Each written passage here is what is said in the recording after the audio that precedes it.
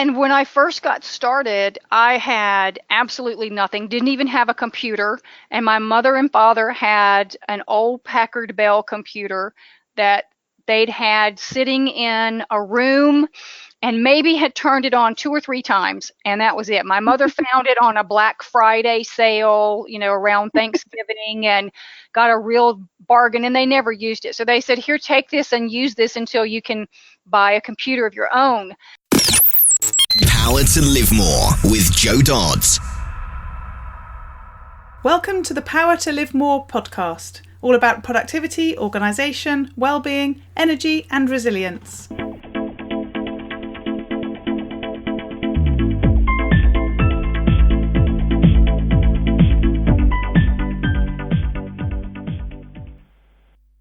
I'm Jo Dodds, and I started this show to enable interesting people to share their stories about how they use their power to live more, and by that I mean to do the stuff that they want to do more than the stuff that they need to or should do.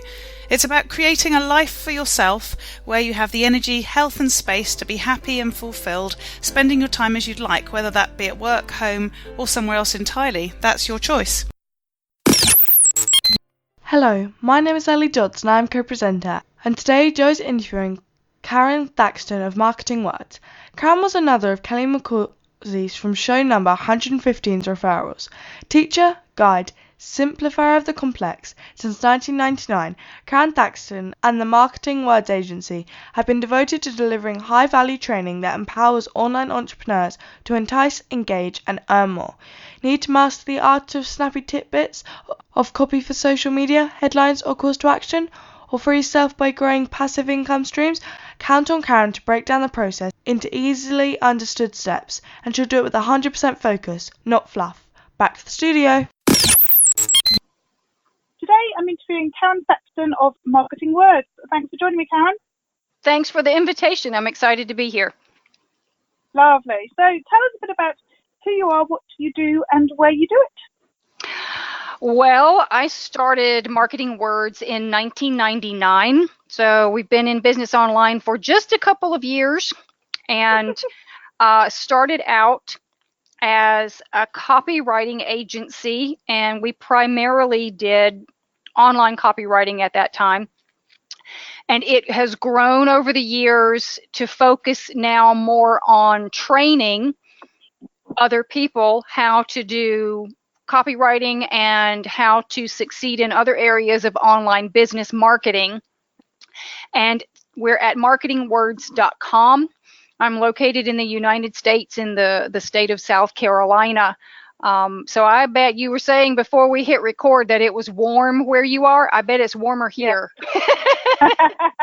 Yes, I'm sure it is. Yes, it's only about 19 degrees here, and that's Celsius, so that's quite low. But it's still sunny. That's right. And with all the windows closed, it's quite hot. But yes, as you say, warmer where you are. Oh dear, I'm thinking, is it Celsius or is it centigrade? Celsius in the cooker. Is that what it's called? We just say C. I never know what it stands for. But anyway, that. So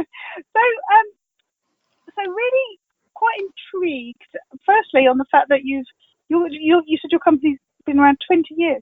Yes. Yes. And the internet wasn't really that old when you started. That was 10 years old, and that was sort of still early days, wasn't it, in terms of marketing online? I think maybe I was probably the 12th or 13th person to have the internet. Oh. And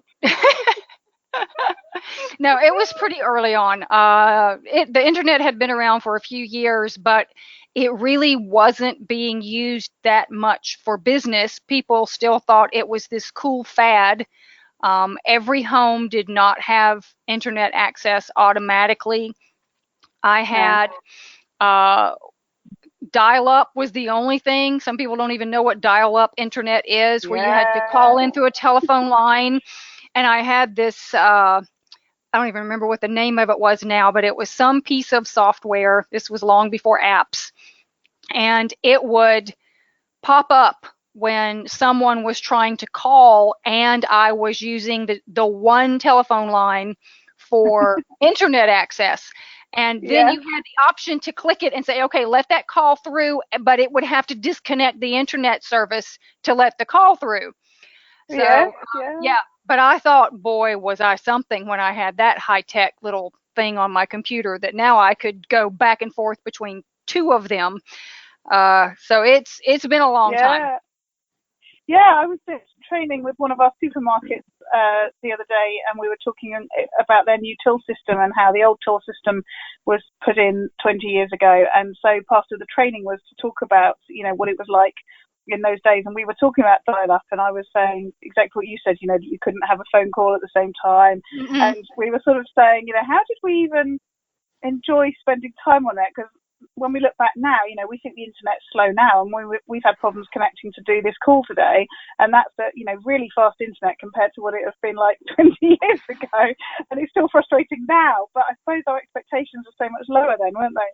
They were, and when I first got started, I had absolutely nothing, didn't even have a computer, and my mother and father had an old Packard Bell computer that they'd had sitting in a room and maybe had turned it on 2 or 3 times, and that was it. My mother found it on a Black Friday sale, around Thanksgiving, and got a real bargain, and they never used it. So they said, here, take this and use this until you can buy a computer of your own.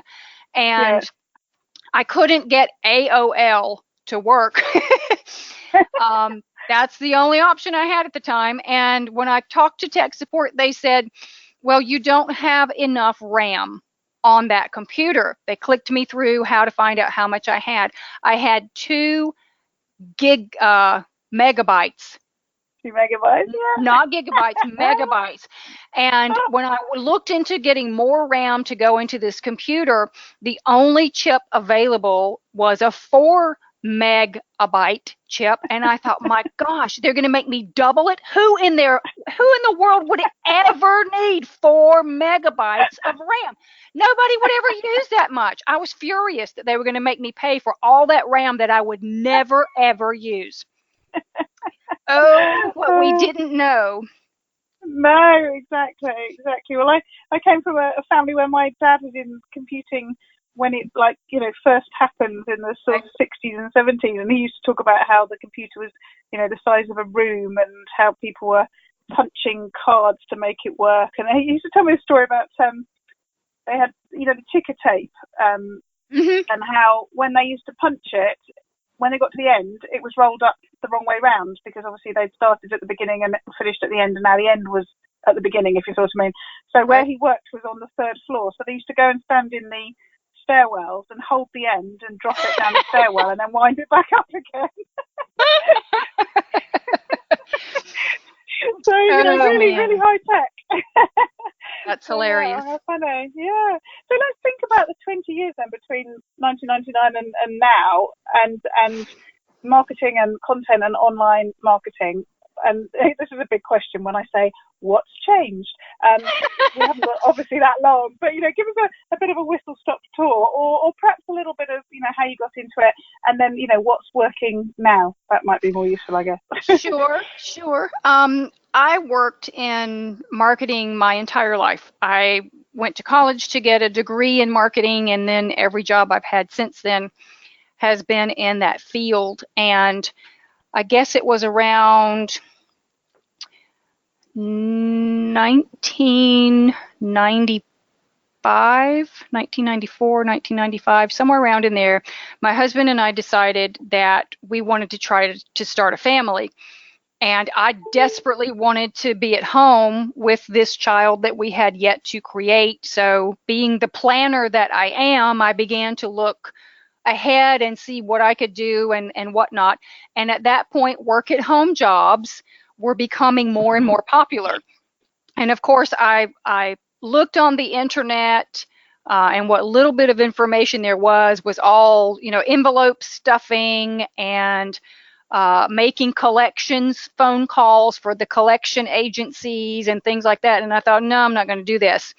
And about that time, the company that I was working for got the internet hooked up, into the building, and every computer now had access to the internet. And I had no idea what the internet was as a whole. I just knew you could use it as a research tool was pretty much all I knew. I decided to work online doing marketing because that was the only thing that I knew pretty much, and began looking at ways to try to build a website and what have you. Well, after a lot of trial and heartache, the baby was never born, and a business was born instead. So we've worked from there, and things that have changed in the last 20 years. Oh my gosh. Access to the internet, much faster speeds, so much more tools, software and apps and plugins that will do everything, including wake you up in the morning and start the coffee pot. There's just, in the beginning, everything, I remember everything was a single task on a computer. There was no multitasking. You couldn't start running, I had a database program. What was that thing called? ACT? Was that it? ACT, yes. ACT. Yes. I used to have ACT, yes. Yes. And I would run a report, and first of all, it would take forever to run this report. 30 minutes, 35 minutes to run this report, and you couldn't multitask. If you had ACT open and you were doing something in ACT and running a report, you just had to sit there and whistle until it was finished. You couldn't have all these other programs open. It just wasn't going to work. So multitasking on the computer became a thing. And there were no blogs. There were no forums. There was no Facebook. There were no Facebook groups. There were bulletin boards. Were you ever a member of a bulletin board? Yes. Yeah. Yes. Yeah. And I think Alta Vista and Lycos were the search engines. Yahoo had not even come along yet. Finding things, thanks to Yahoo and Google and other, I mean, even Amazon is now considered a search engine in addition to being an e-commerce platform. So finding whatever it is that you need is now available at just a flash. Payments. Yeah. Originally, I had to get an actual merchant account from a bank, and I had the little terminal sitting on my desk. I remember being so excited when they shipped my terminal and I took it out of the box, and look at me, I can accept credit cards now. And now it's just a matter of, popping in a line or two of code here or there, and you're done. So many things have changed. So many things. Yeah, absolutely. So what do you find yourself doing now, and why do you continue to do what you do? Obviously, things have changed. Presumably, your perspective on it, your thoughts about it has changed along the way as well. So what are you doing now, and why do you do that? Originally, Marketing Words was 100% service-based. All we did, well, originally it was me. I say we. The we came later, but that was the only thing that was offered, was done for you copywriting services for web pages mostly, some for emails, but at that point, email had not even taken off. You used it. It wasn't used anything other than sending correspondence. There was no email marketing back then. And then as it grew, I began to need to feed the inner teacher in me. I have always been one that liked to teach other people how to do things. And ebooks became a thing about 1990, maybe about 2000, 2002, somewhere around in there. All of a sudden, PDFs were developed and ebooks were created, and people began selling those. And I thought, well, that would be awesome.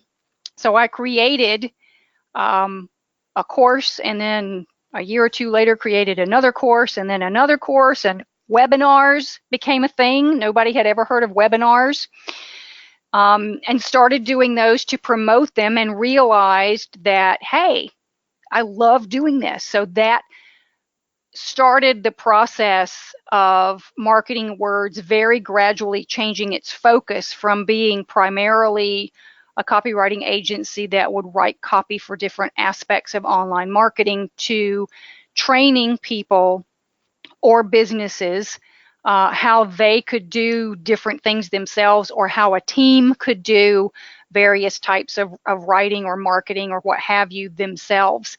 And at that same time, as even sort of a side note related to creating products, I began to realize that there was a way to make something called passive income.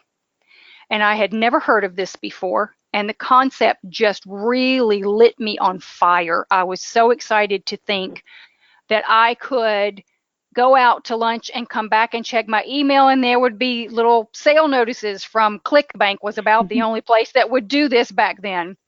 There would be all these sale notices from ClickBank, and other people would tell their friends about it, and they would buy the courses. So passive income has come into play as a huge portion of our income as well. So it's just drastically changed. The focus of Marketing Words has changed, and being able to expand into more marketing related topics in addition to the different types of writing. Mm-hmm. So passive income is something that sort of crept up on you, and is something that you think is really important now. Why do you think it's important for business owners to think about it? It gives an enormous amount of freedom. It frees up your time. It frees up your cash flow. If you can set into motion what I call passive income pathways, and have these different pathways or funnels or whatever you want to call them lined up so that they are generating revenue on an automatic basis. When I use the word passive, I think of the traditional definition of that word, which is actually lethargic.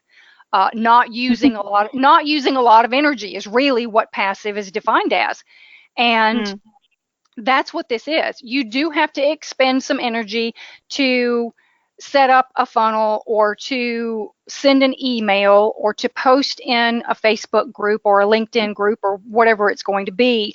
But when you set these things up the right way, they just continue to produce. And as hypish as it may sound, you really do make money while you sleep. And if you have cash flow issues in a business, and every business pretty much does, every month is not exactly where you want it to be all the time. You've got the roller coaster going on where there are dips in the revenue and high points and what have you.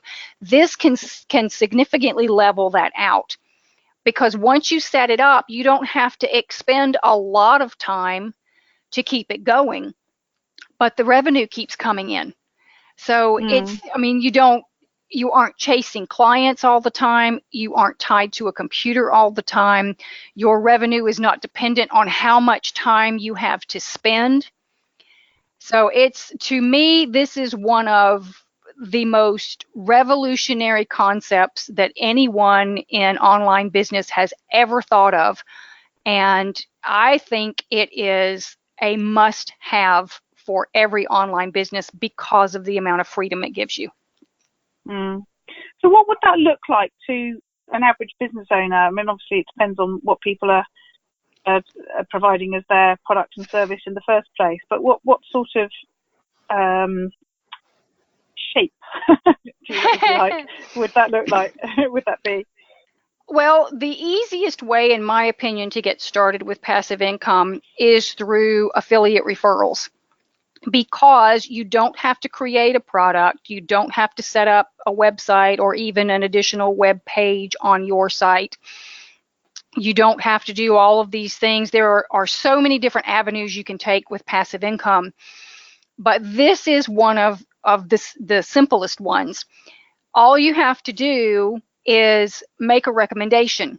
And when it comes to affiliate marketing, I am of the opinion that anything you promote should be something that you either do use or would use yourself.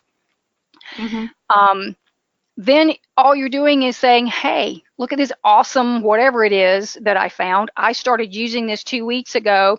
Maybe you want to show them how to use a new plugin or walk them through a service that a business that you've worked with before has introduced. And that's all it is. It's relationships. It's introducing one business or company to another business or company and making that financial exchange because of the relationship that you have with them. You don't even have to have a huge list to do affiliate marketing. You can do a review of something and put it up on YouTube and optimize it for the right keywords, and YouTube will drive traffic to it. But that's the easiest way to get started. And if you do it consistently, there is a huge result that you can receive from affiliate marketing and all sorts of other passive income. There's a friend of mine, Cindy Bidar. Do you know Cindy? I just interviewed her this afternoon. You did what? Funny.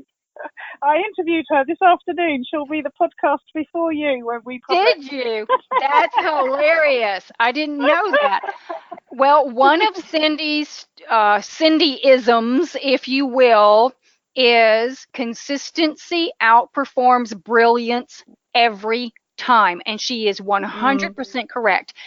If you will be consistent with affiliate marketing or any other type of passive income that you're trying to create, whether that means an hour a week, whether it means half a day once a month, or whatever you're going to put into it, you will begin to develop funnels that are sort of like compound interest. One thing will lead to another thing, and somebody will see this and say, hey, I've got this product. Maybe you'll eventually create a product and you'll go back to these people and say, hey, I have this new ebook. And it just sort of grows and multiplies on its own. And it, after X number of months or years, you'll be amazed at how much it has expanded and the freedom that you have gained from that. So, thinking a bit more generally as well as the passive income that we've just been talking about, what would you say is working from an online marketing point of view currently? I was having a Facebook Messenger conversation with somebody just yesterday, and I was saying that I'd got really inspired again on search engine optimization through one of the interviews I've done for the show, and he replied and said, oh, that's dead, that doesn't work anymore. I was like, right, okay. And I was saying, what does work then? What does work then? And so I was getting him to sort of come up with a few thoughts, but I was sitting there thinking, the whole time, we always say this, this has been and gone, this isn't relevant anymore, but it all comes back anyway. Things like audio, podcasting is supposed to be the next big thing. Well, I said that years ago. Video came and then live came, but it's still video. And, where do you focus your time currently? Well, speaking of things that have come and gone, but not really, I do a lot of blogging and get a phenomenal result from my blog. And I think one reason that blog posts will never die, blogging is just essentially an extension and a new revision of the old article marketing that started, in the early 2000s and what have you. But it doesn't take a lot of data to read a blog post. If you're out and about on your phone, you don't have to have a strong signal to pull up a page on a website that has a blog post on it for you to read. It's quiet. You don't have to have earbuds in order to read a blog post. They are phenomenal for search engine optimization because of all the text, and Google is essentially a text machine. It can't watch a video. It can't listen to a podcast. All the optimization and the search results that come from those types of pages are because of the text on the page, the show notes that someone puts, or all the other things. So I don't think blogging, it may come and go, and it has over the years, but I don't think it's ever going to go away entirely.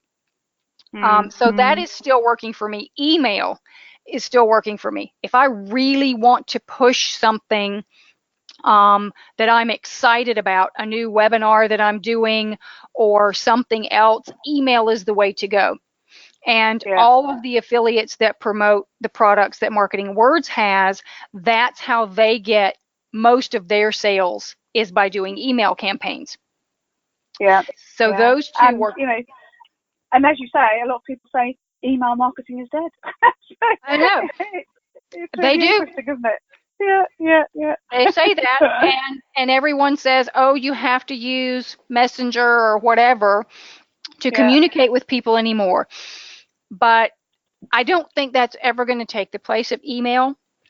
There's no way to do folders in Messenger. The past conversations are only there for a limited period of time. It's just not the same. It's not the same as email, and I can see how it would be more popular, but I think that's for much shorter and more immediate conversations than you would use email for.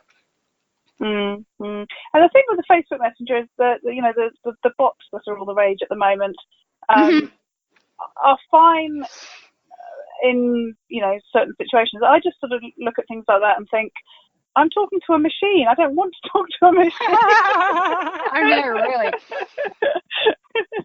So I regularly quote my friend Judith Morgan, and she always says, sell as you buy. And so I always use that as my argument for why I don't do video, and I'm not doing Messenger, and I'm not doing all the things that I don't like, because why would you do the things that you wouldn't actually respond well to? But obviously that cuts out a big part of your market. But then on the other hand, the market's massive in terms of reaching people, isn't it? So reaching people like me actually wouldn't be such a bad thing. That's true. That's very true. So what about tools and apps that you use to get done what you need to get done? What sort of things do you recommend? I am not a very techie person by nature. I'm trainable. I can learn how to do things that are techie, but usually not. So for me personally, the things that I use every single day are ActiveCampaign, which is my email marketing platform, Pretty Links, which is hyped up redirect tool, customizable. You would, uses your own domain name and has a lot of very cool features to it if you go for the pro version. The free version's good too. Google Calendar. And then for creating the majority of my web pages, not all of them yet, Thrive Themes. I started using that at the end of last year and really love it. There's tons of different plugins that it has too. So those are the things that I am using every single day and love. Yeah, thank you. I'm just still chuckling to myself that you said I'm not a very techie person. But, in 1999, there weren't many people starting a business on the internet. Well, now you have to consider that most of the time what happens is I go, wow, I've got this really cool idea. Who can I hire to implement it? Yeah. Yeah, very sensible. Yes, these things that I use every day, because I use them every day, I've learned how to do a fair amount of things. But if there's something very complicated in ActiveCampaign that I need to do, I'm reaching out to one of my virtual assistants and going, okay, do you have time to look at this? Yeah. And that's a really good point. I've been talking, the interviews I've done today about that thing about getting other people to do the stuff that isn't either your skill or your interest, and how many people say they want to do that but don't actually get around to doing that. What tips have you got for people for outsourcing and for delegating and getting other people to do stuff for you? I was about to say, I can get on a soapbox when it comes to delegating and outsourcing. There's only so many hours in the day. One human being can only work so many hours in the day, and then you probably will pass out from hunger. So, or lack of sleep. So Yeah. getting a team, even if it's a team of two, you and an assistant, 2 or 3 people, that doubles or quadruples or multiplies by how many people you have, the amount of work that can be done in the same set of hours. When I began to build a team many years ago, I started out by doing interviews, and then I would narrow it down and find 2 people that I was interested in. I would give one very simple assignment to each of those people and then see how they did. And if both of them did well, I would give them one other very simple assignment and go from there. Usually with the first assignment, you can pretty much tell which person you want to go with. But it is, a lot of people don't want to hire an assistant because they think, well, this is my business. All of us small business owners, online entrepreneurs, are notorious control freaks, including me. I don't want to give them access to all of my passwords, and it's fear. I think it is. And also a lack of time. It'll take me too long to train them. And here's a Karenism: short-term pain for long-term gain. If you find somebody that comes highly recommended, that you trust, you can get something like LastPass. That's something else I use every day. LastPass has an option in the Pro version where you can share, you can allow them to log into your site and they will never see the password. LastPass does it for them. So then you just give them access to that login. They click it and it takes them there, and they never see what your password is. So that can help with the trust issue.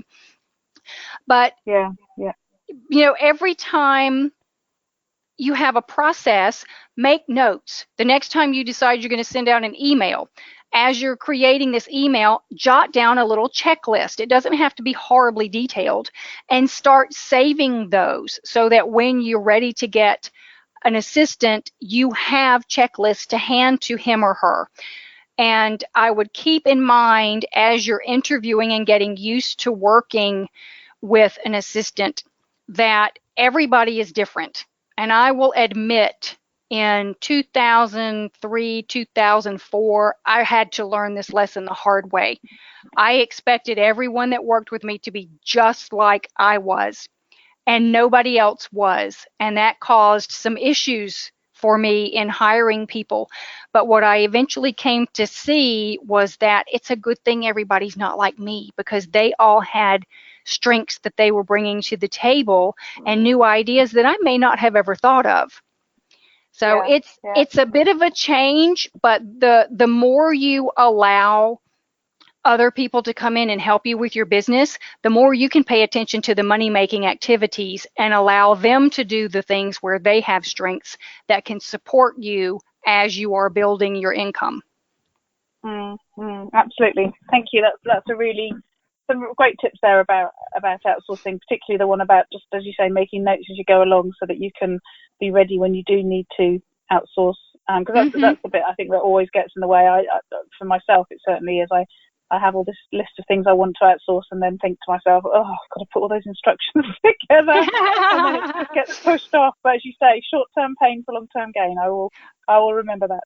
Well, another thing that you can do is just turn on a screen capture software. I think Screener or a couple of others are free. You don't even have to pay for it.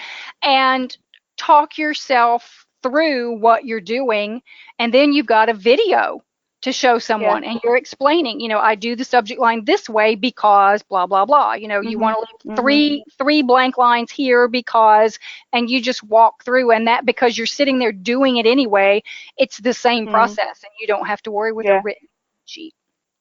No, lovely.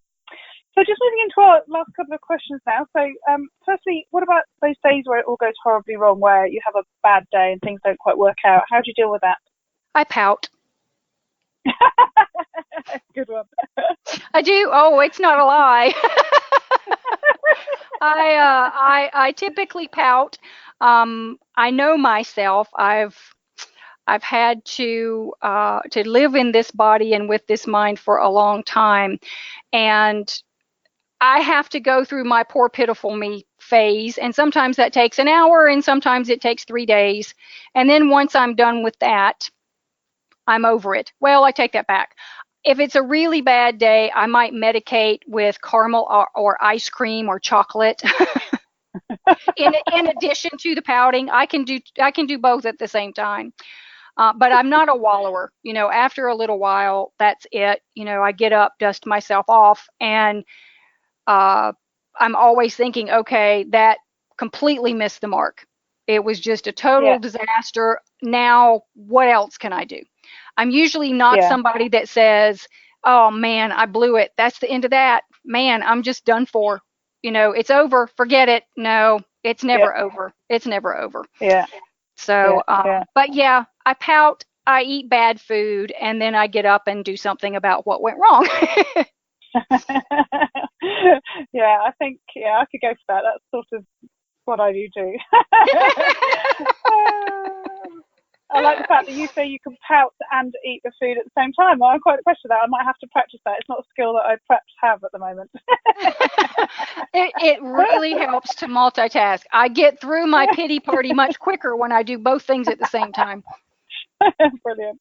And what about those days where you get to live more? That's where you get to do more of the things that you want to do and less of the things that you feel you should do or you have to do. What do those days look like?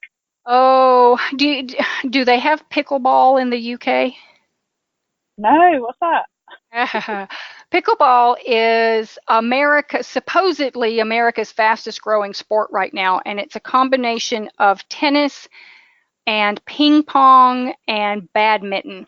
And it was created many, many, many years ago, and it's just now taking off. But it is so much fun and extremely good exercise. You play it on a court, like a smaller version of a tennis court. So you get out and you run and you sweat, and it works. Everything between my shoulders and my toes get a workout when I'm playing pickleball, and I have absolutely fallen in love with it. So on a day where I have had the chance to live more, I have played pickleball for 2 to 3 hours that day. Chances are I have spent time with a close friend, maybe played pickleball in the morning and then went home, got cleaned up, and met a good friend that I haven't seen for a while for lunch or something. I've probably bought a new pair of shoes, and I've helped someone do something that needed some help. And that's a great day. Yeah, lovely. Thank you. I'm going to go away and Google pickleball. I'm very excited about that. You'll probably find out more if you look on YouTube. Yeah, no, definitely. That's a good one. I think my co-host, I used to call her Little Dudley, but my co-host Ellie my daughter that is, would be quite interested in that, and she's got to learn a new skill for her Duke of Edinburgh, so maybe that's the thing. That could be. It could be. Lovely. So it's been really great interviewing you, Karon. It's great to sort of really delve back all those years to early days of internet marketing and sort of have that discussion, do a bit of reminiscing, as well as some of the top tips that you've given as well. So thank you for joining me. Tell people how they can find out more about you and get in contact with you. Sure. Marketingwords.com. And we do have a blog, as I mentioned, marketingwords.com/blog. I hang out mostly on Facebook. So if you want to go to facebook.com/marketingwords, you can find me there. I'm in and out on Twitter and Pinterest and LinkedIn, but pretty much hanging out on Facebook. So I would love to see you at any of those places. Lovely. Thank you. I appreciate it so much. I hope you have a wonderful day. All this information is available in the show notes. If you go to the link powertolivemore.com / in this case 126, you'll find them there. And this week I just want to talk a bit about accountability. I had a drink with a colleague yesterday and we were talking about accountability, and both of us said that we thought that we didn't need as much help with accountability, having been in business for sort of 12, 13 years now.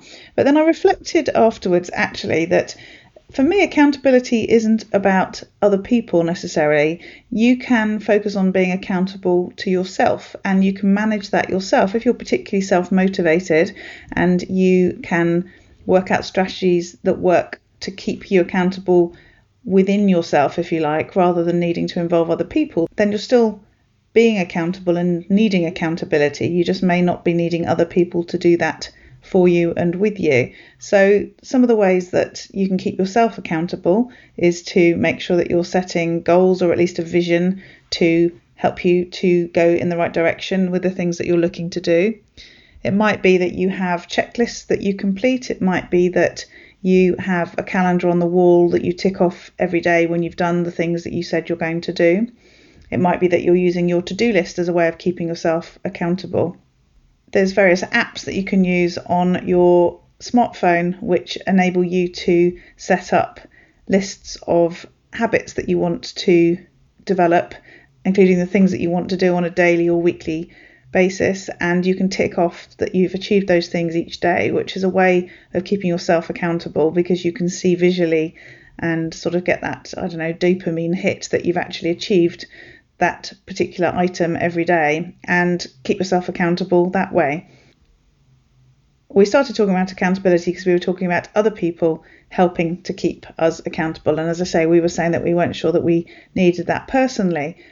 But that can vary depending on what it is you're trying to achieve. And also, I think sometimes we keep ourselves accountable via other people without doing that formally. So we might just say to people, oh, this is what I'm planning to do, or I'm going to launch something by 3 weeks on Wednesday, or whatever. And that is creating accountability. That's putting ourselves in a position where we're going to achieve something, and then we're going to be able to say, I did achieve it like I said I was going to on that day. So I think sometimes we think that we're not sort of looking for that external accountability because we don't have a formal process set up for that. Perhaps we're not in a mastermind group, or we don't have a coach, or we don't have a group of people who are sort of formally keeping us accountable. But actually we are keeping ourselves accountable, as I say, through checklists or daily habits or apps, or just telling people, perhaps just posting in our newsletter or on our social media that we're going to achieve something.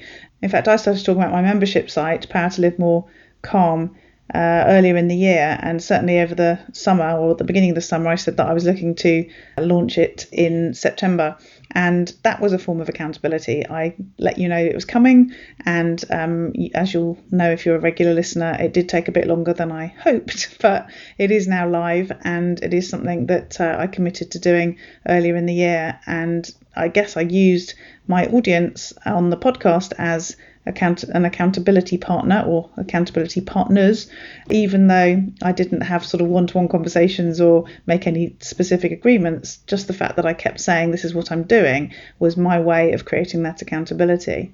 So my question to you for this week is, how are you developing accountability in what you do? And I looked up the definition of accountability for a blog post that I was writing, and it talked about how accountability is being held accountable, which I thought was not a very helpful definition, and it talked about responsibility. So then I looked up responsibility because I thought, well, they're not the same. What's the difference?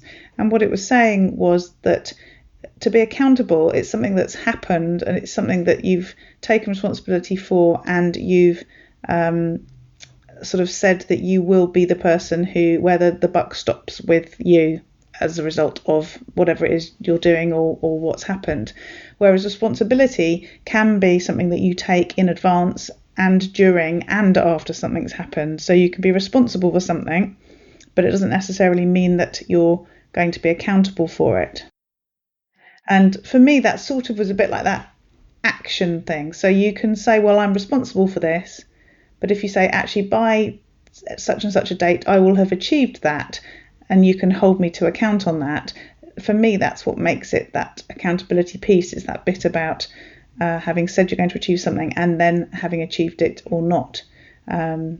Whereas you can say you're responsible for something, you can continue to be responsible for something and never achieve anything. And so I think that's where the difference lies. So what are you accountable for? How are you creating that accountability? and how are you making sure that it's working for you. If you need some help with accountability, then you might want to check out the membership site that I've talked about, which is powertolivemore.com/get calm. One of the 4 elements, if you have been listening over a few weeks, you'll have remembered from a few weeks ago, one of the elements in there is accountability. And there are a number of ways of creating that accountability within your life and your business, depending on the type of accountability that works best for you. So if you're interested in finding out more, please do go to powertolivemore.com/get calm. And finally, I'd just like to say, if you are enjoying the podcast, please do share it with other people. I've been listening back, as you may remember, to the podcast for about the last 6 months now. I didn't used to listen to them because I figured I was there when I did the interview. But actually, I've started listening back to them each week, and it's a different experience as a listener. And also, because it's been a few weeks since I did the interview, I've obviously forgotten some of the sort of discussion anyway. So it's actually been really enjoyable and continues to be so, listening back to the interviews. And the people that I get the chance to interview are just amazing. And, you know, part of the reason I'm enjoying listening back is because I like hearing their stories and their advice and their tips and strategies and all that sort of thing for a second time.